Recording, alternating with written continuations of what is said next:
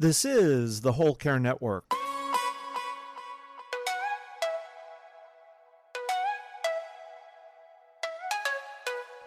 Helping you tell your story one podcast at a time. Content presented in the following podcast is for information purposes only. Views and opinions expressed in this podcast are solely those of the host and guest and may not represent the views and opinions of the Whole Care Network. Always consult with your physician for any medical advice, and always consult with your attorney for any legal advice. And thank you for listening to the Whole Care Network.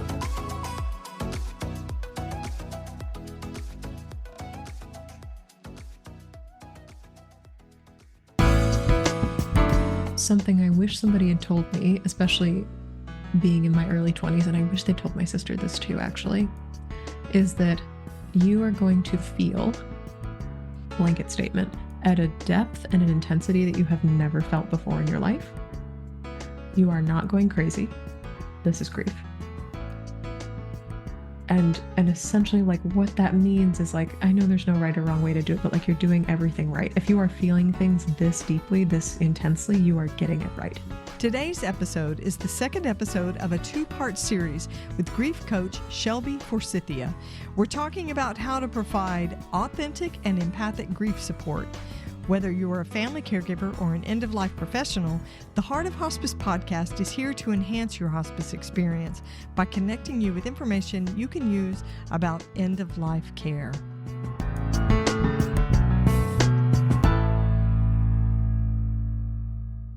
This episode is sponsored by Hospice Navigation Services. When you need information about hospice, Hospice Navigation Services can help. Our team of experienced hospice navigators is here to offer one-on-one consulting sessions by phone or video. You can book a complimentary 30-minute session when you need general information, or book a 60-minute session when you have in-depth questions or need to troubleshoot your current hospice care. It's your journey. Hospice Navigation Services can be your guide. Visit theheartofhospice.com to schedule your hospice navigation session today. My guest today, Shelby Forsythia, is a grief coach, an author, and a podcast host.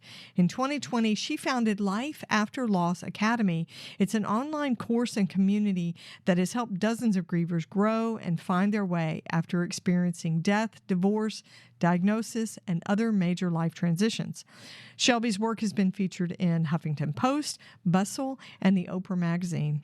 Following her mother's death in 2013, Shelby began calling herself a student of grief, and she now devotes her days to reading, writing, and speaking all about loss.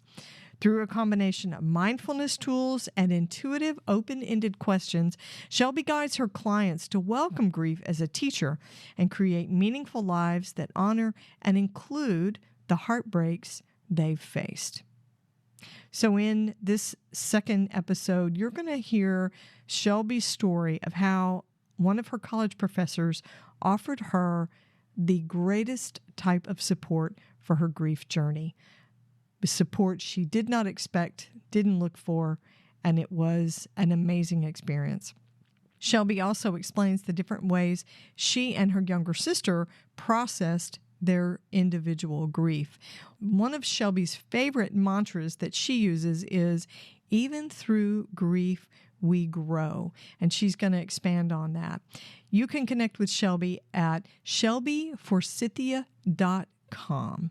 So sit back and enjoy. Here's my second conversation with grief coach Shelby Forsythia.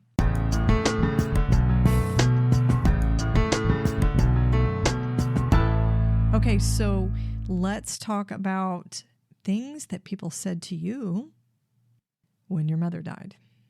What were some of the examples? Because there's some crap. We know there was some crap. There's some crap. Yeah. Most of the crap revolved around at the age that I was and being in those launchpad years, and then especially having most of my peers also be in their 20s, like very early 20s, was staying busy and distracting myself. So of the things that were harmful, the two biggest themes were just stay busy, and you can eat, drink, game, binge watch television, insert something here to escape from your grief. And so those are the two myths that I think were lobbed in my direction a lot. I gratefully did not get a ton of the religious, God never gives you more than you can handle, just need another angel. It was her time. I didn't get a lot of that, which was lovely. She got her wings. I never heard that one. Thank you said that one, and I was like, that might be a Southern thing. That might be a Southern thing. It might also be the death of a child thing. I've heard it used for adults. That's wild to me. I did get a lot of she's in heaven, but then I would add on in my brain, she's in heaven doing donuts in a car with her best friend Karen, because her best friend had died like 10 years before she did. It was a very traumatic loss for her to have lost her best friend. And to picture them both in a car in heaven doing donuts was great. When you say, she's in heaven, she's in a better place, people say that, and I'm like, are you sure about that? Because I remember some shady stuff. So yeah. Anyway, so go ahead with your story. Sorry, I didn't throw mind the that fact in. that she was in heaven. This is a whole separate conversation, but my mother and she died in the middle of a fight about who I was and who I loved and my identity as a queer person. And I had gotten to this place in my life where I no longer believed in hell. But for her, that was very true and very real. And it was something she was trying to save me from before she died. And so when people said she was in heaven, I was like, yeah, everybody goes to heaven. Like in my brain, everybody goes to a good place when they die. I don't know that I can ever believe in a God that punishes us simply for being humans and being alive and making decisions, because like that's what we do. So I was never troubled by the she's in heaven now statement. I just always painted a picture of what she might be doing there to make myself feel better about that statement. It turned it from a platitude into like a personal belief. I'm like, yeah, she's doing donuts in a car with best friend Karen in heaven, or she's teaching all the second sopranos in the choir up there how to sing good harmony, because she was a great singer. And so I would kind of just, she is in heaven now, and then just like add on my own second half of the sentence in my brain, not necessarily out loud, because not everybody appreciated that. Don't embellish, right? Don't embellish my meaning for me. And I was like, okay, I'll self bedazzle it for myself. Yeah. But it was something that I did that helped me cope. So if you want to take that as a tool of like, yeah, she's in a better place, and then invent your own what that is, if that helps soften the blow of something that feels very much like a cliche, please take that and use it. Some of the most helpful things that people said were things like, my door is always open to you, but then they meant it. So one of the greatest supporters I had in the aftermath of my mother's death was a college professor who found out my mom died on Facebook from somebody else, a fellow student of hers that was an alumni who graduated. And it was a long chain of like how she found out my mother died. But I came to her class one day in spring semester because my mom's biggest wish was that I finish school. I had one semester left. So she's like, go back to school. And I was like, okay. And I wish, to this day, I wish I'd taken a year off, because that was not a good time in my life to try and learn anything. But my professor saw me struggling in class, just emotionally, just checked out, not paying attention, huge cloud of darkness over my head. And she pulled me aside at the end of class and took me to her office, at which point I promptly broke down into tears, because she knew exactly why I could not focus and retain myself in class. And she was like, my door is always open to you, and I mean it. She's like, I know what it means to grieve. She didn't tell me her personal story then. She's like, I know what it means to grieve. There's a couch in here. There's, books in here. There's quiet in here. And it is not a place where people are going to tell you what to do with your pain or tell you that you shouldn't be feeling it. And so anytime that somebody said something awful about my mother's death, or like just dumb, where I was like, oh, that's not what I need to hear right now, or anytime I felt like I couldn't go to class, even if it was her class, she let me just sit on her couch, and I literally would take naps in her office because the grief was so overwhelming sometimes. And I think one of the only reasons I survived that semester and walked across a graduation stage on Mother's Day, no less, I still hold a grudge against my school for that, was because of her presence and the action and the affirmation that it's not just, I'm here for you, I'm always available to you, blah, blah, blah, but like, I will take you to my office, I will put you inside of it and say, here, this is your place. This is your cocoon. You are welcome here literally anytime that it's open and unlocked. And I'm not going to ask you any weird questions. I'm not going to ask you to explain yourself. I'm not going to tell you you can't cry. Like that, I will not be that person to you. Here's what I will be, and here's who I will be. Shelby, that was your first grief island. The first grief island I was ever granted. Yeah, was that college professor's office. And this is a statement too to anybody who's in an educating profession. Like, what a way to help somebody in your classroom or in your program who is grieving, is to say, my physical space is open to you. You don't have to talk. You don't have to have the right words. She certainly didn't. She said, I know what it is to grieve. This is a space for you. That is, she could have just said those 2 sentences and I would have been fine. Well, I love it that she didn't make it about her story.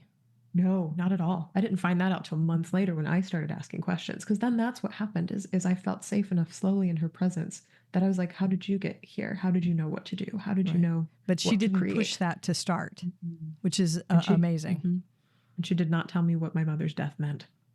And that was a real gift. And she didn't tell me I had to distract from it either, which is what all my peers were doing. It's like, just come drink, blah, blah, blah. I'm like, you might be able to do that when you get an F on a test, but my mom died. So slightly different parallels here of what I'm trying to distract from. Situations. Yeah, for sure. So Shelby, there are just a few years difference in age for you and your sister. How did you guys process things? Did you process things differently? I think it was a Venn diagram of similar and different. My sister and I both reached for meaning or started to invent meaning or symbolism, I should say, really quickly. So my mom was a see a penny, pick it up all day long, you'll have good luck sort of person. Like, what's her name from Greece? Frenchie from Greece. Oh, yes. And that was one of her favorite movies. But anytime she found money on the ground, penny, $20 bill, didn't matter, was just so excited to find it. And very, very quickly after her death, we started finding money everywhere, in the house, on the ground, at the gas station, wherever it was just everywhere. There were a lot of electrical incidents that happened at our house where like lights would turn off and then on, dimmer switches, which was not supposed to happen. Her electric kettle where she made tea turned on. We would walk into shops that she used to go to with us and hear her favorite songs like very spontaneously. And so she and I were very quick to, I now know to call it continuing bonds language, but find ways to feel as if our mother was still present. And we do a lot of that still together now, like a decade later. So we'll send each other pictures of finding money on the ground or seeing a trio of birds together or seeing butterflies, because she called me her sparrow and my sister was her butterfly. And so we connect very strongly over those things. And then the places in the Venn diagram where we didn't match at all is my mom was a very religious person and my sister followed in those footsteps. And so leaning on God to process grief was one of her comforts, where mine was leaning away. I was like, well, the God I knew in my childhood was one who would reward you for doing good things and punish you for bad ones. And now that whole thing has been dissolved, because like, why would he kill my mother? And so mine was a deconstruction of religion and hers was a reconstruction and then a leaning on of religion. And I think that was the biggest difference between the two of us, but it never became a point of contention or a point of argument between the two of us. There was always this sort of mutual respect, at least from my perspective, that like she gets to have her relationship to God because that ties her even more strongly to my mother. And I get to have my relationship with the universe, the spirit, whatever I believe is holding this whole thing up, but not have it mean what it meant in our childhood. And I think the God of our childhood is something that she still really leans on to this day. She still does like daily devotionals and things like that. And that is her way of having communion with my mother. And I have just found other ways to do that, other ways to find meaning in that way. But it's been really neat as an older sister having a younger sister, and our whole childhoods I was like, stop copying me, because she would just do everything I wanted to do. I was in theater, so she was in theater, and I did piano, so she did piano. It was just like one of these things. And she's like, do you know how hard it is to walk into a classroom and just be recognized because I'm related to you? And I'm like, that okay. So I don't know what the younger sibling struggle is like, but I do know what the older sibling struggle is like. But to feel like we're not in a place of friction, but instead to be co-collaborating on the meanings or the symbols behind my mother's death, it's really cool. It's a really neat way to get to know her and continue to be connected to her as an adult. My sister, I mean. Yeah. And then we just talk about how we're doing. Grief is very individual. You do your grief, I get to do mine. So, but it sounds like you and your sister have a place of acceptance and sort of a mutual agreement, whether you actually talked about it and said, hey, you know, that God stuff isn't going to help me. I don't find any comfort in that. But you embrace that if that's what works for you. Did you guys just naturally gravitate in these ways, or did you have intentional, I mean, you weren't working in the grief space at that point in your life. No. And where was your father in all of that? I think, again, I'm speaking for him because he can't appear on the show right now. I think my mother's death, at least in the immediate aftermath, was about uh, survival for him. I remember he wasn't a super emotional guy growing up. Like, he would tell us he was proud of us, and we would, have family dinners and do things together as a family. But I don't remember him expressing a lot of emotion, positive or negative. And in my mother's death, I remember meeting with the pastor who was going to do her services. And he was asking my father questions about how he met my mom, when they got engaged, what their wedding was like, and watching him try to answer these bits and pieces of their life together. It was like almost talking to a stone wall. And I was like, wow, he is so matter of fact, but the emotion and the experience of being intimately tied to my mother from an emotional, even spiritual perspective is just like sucked out of the room. And I think I craved more of that from him, and I didn't know how to tap into it or access it because my mother was very much the emotional caregiver in our family. Um, and so when she died, it was like that element of our life went missing. Um, and then this thing happens that I think is true for so many people, especially those of us who lose parents young, is I was very afraid that he was going to die. I was like, you already had 2 life-threatening Sure. brain aneurysms. Like, I wouldn't be surprised if you dropped dead. Right. And my experience is that a parent can die very quickly. Right. Yes, and my experience is that a parent can die very quickly. You can say, Yes. oh, we're going into hospice one day and then be dead in 7 days. Like, Yeah. that is now my only lived reality of having anybody close to me die. And so I'm looking at you, man, Right. and being like, are you next? Yeah. Don't tell me that's not ever going to happen to me. Right, because I can't believe you anymore. Like, there's no way for me to believe you. And already having witnessed him reckon with his own mortality, and me thinking about what's it going to be like if my father dies from brain surgery, because that obviously was a question that went through my mind. My sister and I had very I won't call them interventions, but like very serious sit down conversations with him on multiple occasions of, are you okay with regard to your health? Because a lot of his symptoms of the aneurysms came back after my mother died. And I actually went to a hospital with him to get checked out. And they were like, this is psychosomatic. It is grief related. Oh, And wow. they gradually went away, but they were very scary while they were happening. And then we also had conversations with him because my mom wrote her final wishes on a yellow legal pad in a hospital bed. We were like, you are getting remarried 5 years later. It's like, you are getting remarried. Do you have this sorted out? In a way that she didn't, because it wasn't hard when she died because we all loved her in the same way. We respected her wishes. Nobody fought her on it. God help us if that had happened. Like, nobody was an a-hole, for lack of better phrasing. Right. But we're like, as the surviving parent now with 2 children and then getting remarried again, we don't need to know the details. We just need to know that you've taken care of the details. Right. If something happens to you, who's going to help us? Who's your power of attorney? Who's a person who can make decisions for you? Who's going to, be the distributor of your wealth? What is that? And so he has reassured us multiple times that he's made those decisions and plotted all that out, and I trust that he has, especially having gone through what he went through with my mother's paperwork, medical bills, end of life, just the paperwork, the piles of it. Yeah. But in terms of emotional support, that is something that I don't think my sister nor I really received from him. And I don't know if that was something that I could have ever looked to him to contribute. Like, I don't think it's a personal failing in him, and I don't begrudge him for that. And also, it's kind of just like a reality I sit within my grief. It's kind of like when people say you shouldn't look to your spouse to fill every role in your life. It's like, if I'm looking for emotional support, I got to talk to somebody else. I got to talk to one of my aunts, my mom's sister. I got to talk to my sister. I got to talk to one of my best friends, or my wife has had both of her parents die now, among many other people. And I like, go talk to her. Like, there are so many other people who I can lean on for that sort of expression in grief. And my dad's more of a logistics and then reassurances about the future kind of guy. Yeah. The And engineering that's the role he brain, you plays. said. Yeah, very much so. Very much so.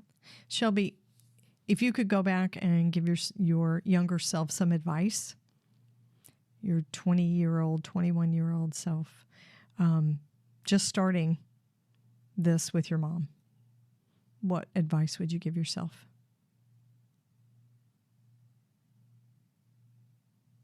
I think something I wish somebody had told me, especially being in my early 20s, and I wish they told my sister this too, actually, is that you are going to feel, blanket statement, at a depth and an intensity that you have never felt before in your life. You are not going crazy. this is grief. And essentially, like, what that means is, like, I know there's no right or wrong way to do it, but like, you're doing everything right. If you are feeling things this deeply, this intensely, you are getting it right. Because one of my biggest fears, and this stuck with me for 2.5 years after her death, I carried this one for a long time, is that the depth and intensity at which I was feeling was so big. It was so enormous that something must be wrong with me. Because I looked around at everybody else in my family, everybody else in my life. I'm like, sure, yeah, they may have felt that way for a month or two, but to have it go on this long, to have it feel so big, and to not have words for a lot of it either, you are insane. Someone should commit you, is literally the story I was telling myself in my head. Is someone will come to get me because there's psychologically, mentally, emotionally something wrong with how I am functioning as a person in the world. Yeah. The story of too much was very, very loud. And I wish, I don't remember interacting with a hospice nurse after my mother's death. I think I remember interacting with them the one time they came to the house to like set up a bed and give my father morphine and talk about instructions for offering her comfort at end of life. I probably hid upstairs when they came for a second time, if ever.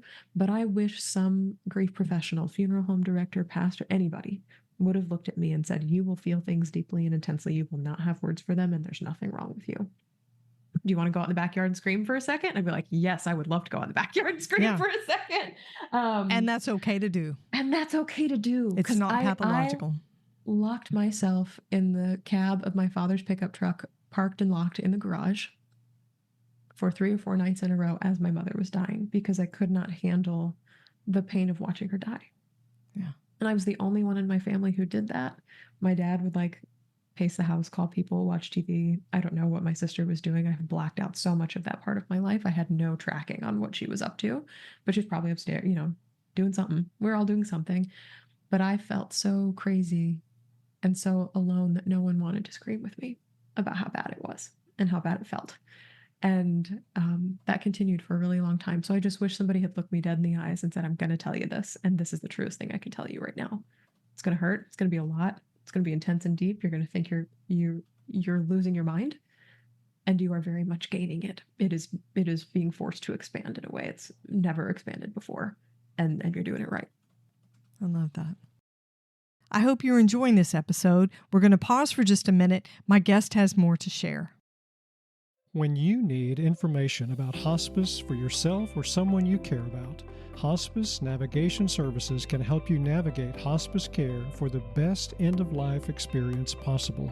If you're walking this journey and need the help of an experienced guide, Hospice Navigation Services is here for you. We understand the importance of having a guide who can provide personalized, unbiased support.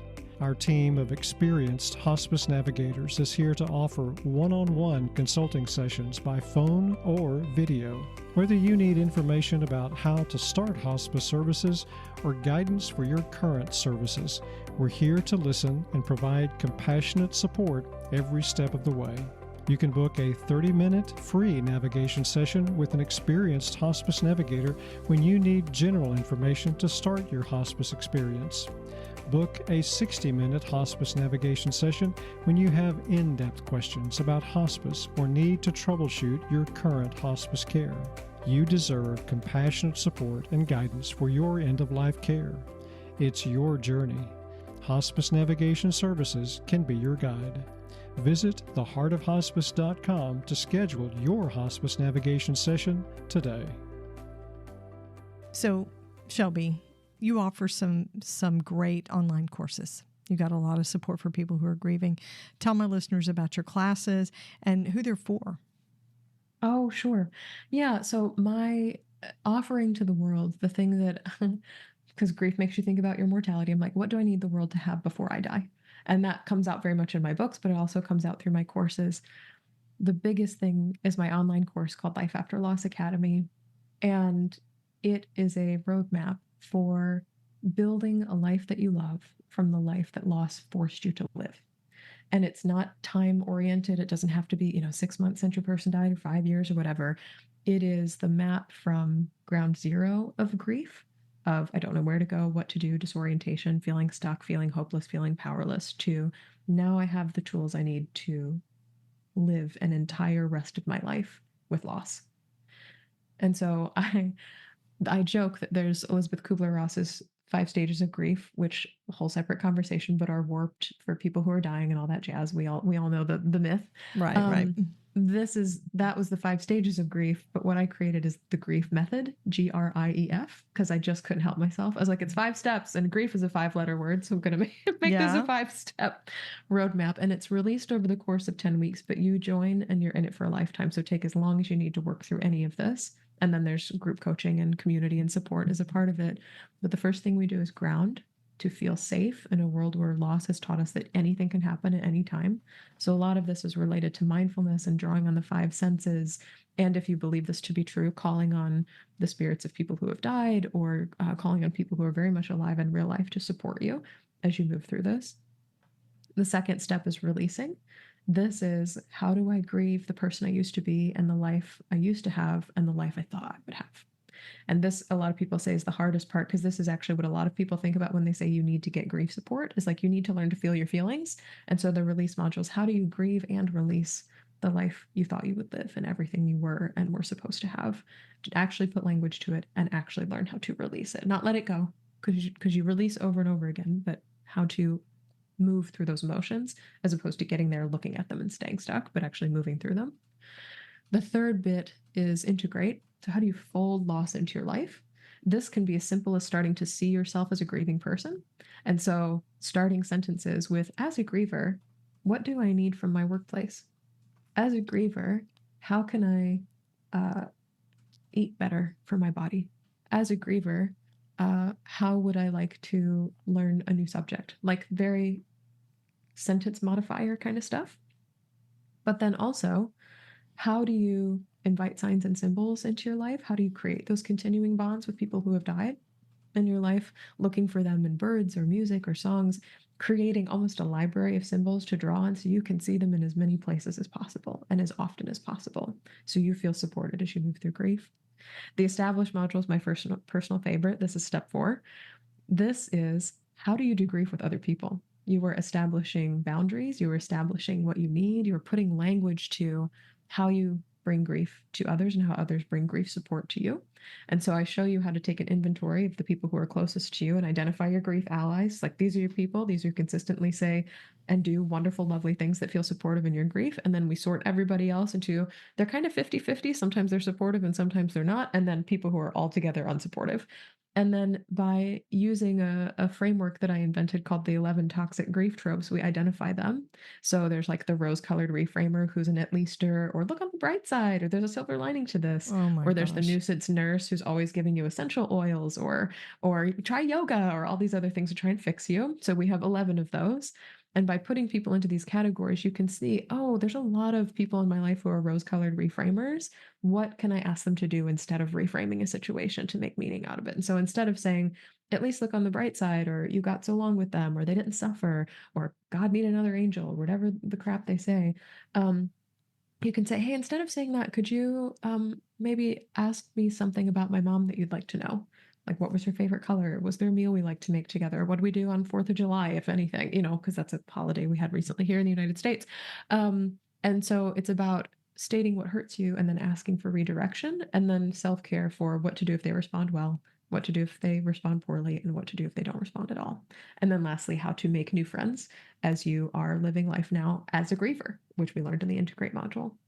And then lastly, foster is, how do you foster a good lifetime partnership with grief? Because so many people believe, because society teaches us to, that grief is a tormentor or a tyrant or a bully or an obstacle or a thing that gets in the way of our joy, when in reality, grief is and can be a collaborator, a partner, an unpleasant roommate that you didn't ask to move in, that is a part of your life. And by honoring grief's needs and the fact that your grief evolves and changes just like you evolve and change, you can actually build a life that feels peaceful or purposeful or hopeful or joyful or happy, or insert your adjective here. After devastating loss, you can shift grief from this position of being the thing that's constantly fighting you to having grief be beside you as you both move forward into the future. So grief is no longer the thing that's in your way. It's grief is on the way with you towards wherever you'd like to go next. And so shifting from this adversarial perspective to grief as trusted partner and working through, how do you see your grief? What does a long-term relationship look like? How can you look at examples of other people who live good, long lives with grief? And how would you like to be inspired by that? There are so many guiding questions that take you toward where you'd like to go. And so by building from the ground up, I am at ground zero of my grief. I just need to feel safe in the world again, to now, how do I look at the grander scale, the entire rest of my life? With grief, I can take you all the way from the ground up. And this has come from 8 years now of working with grieving people one-on-one and in group settings, and just by people telling me what actually works. And it's not woo-woo. It is very grounded in practical theory, in exercises, in tools, in sentence modifiers, in journaling prompts. Like, these are things you do to move through grief. Because everybody's like, everybody tells me to move on. I don't know how. This is the answer to the how. Nice. Nice. So how can my listeners find your courses, find your podcast? Yes. Yeah. So everything ever, I make it as simple as possible because grief's hard enough as it is shelbyforsythia.com. And there at the top of the page and at the bottom of every page, there's a button that says free workshop. So if you're curious about the course, just sign up for the free workshop. I'll walk you through the whole thing really in detail, and give you 3 tools from the course that you can use right away. So you don't have to join the course to access them. You can get like a taste of what it's like. And then if you'd like to listen to the podcast, it's called Dear Grief Guide. And every week I answer an anonymous letter from somebody who is feeling lost, stuck, or heartbroken in the midst of grief. So I've answered letters from, do I have to go to the funeral of my estranged grandfather who is abusive towards me? What do I do when my best friend keeps comparing his breakup to the death of my cat?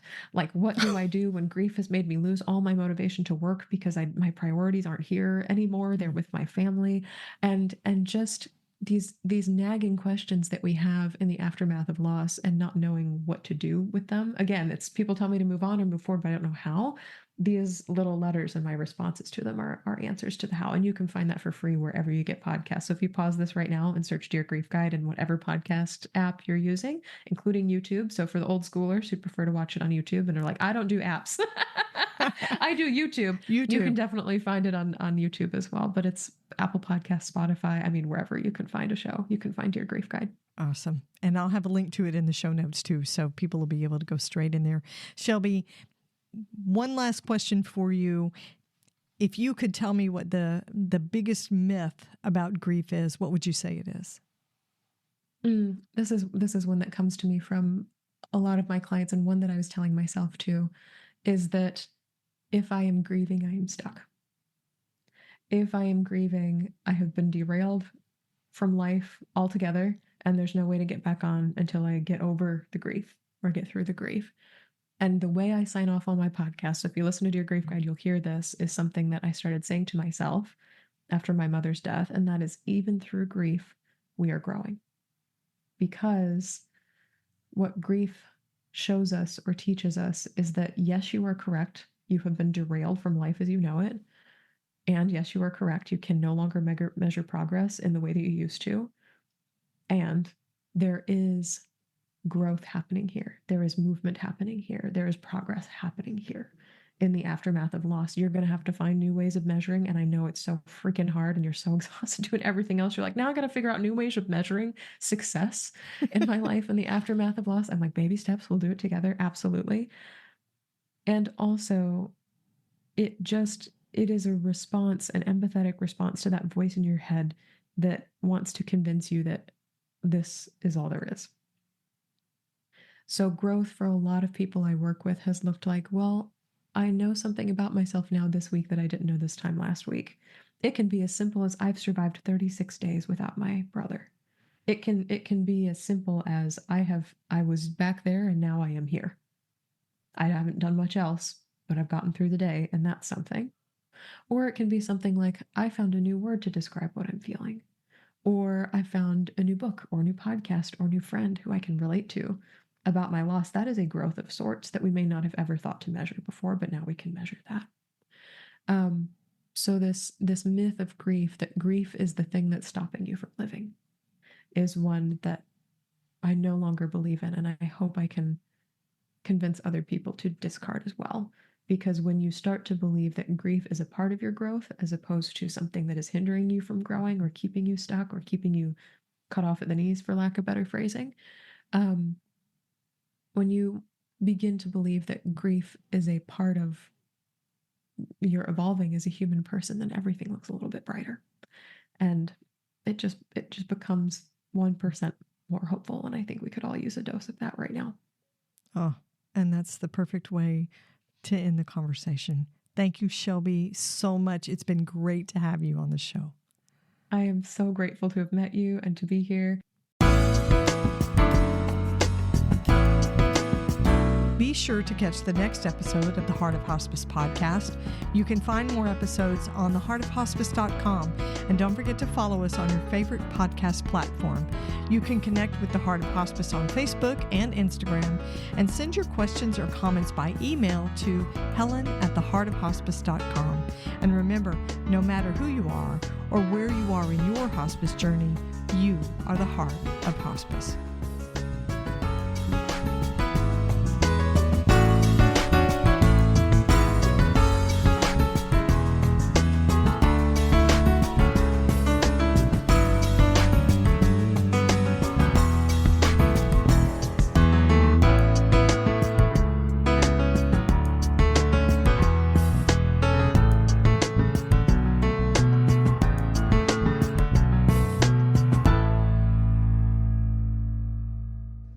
This is the Whole Care Network.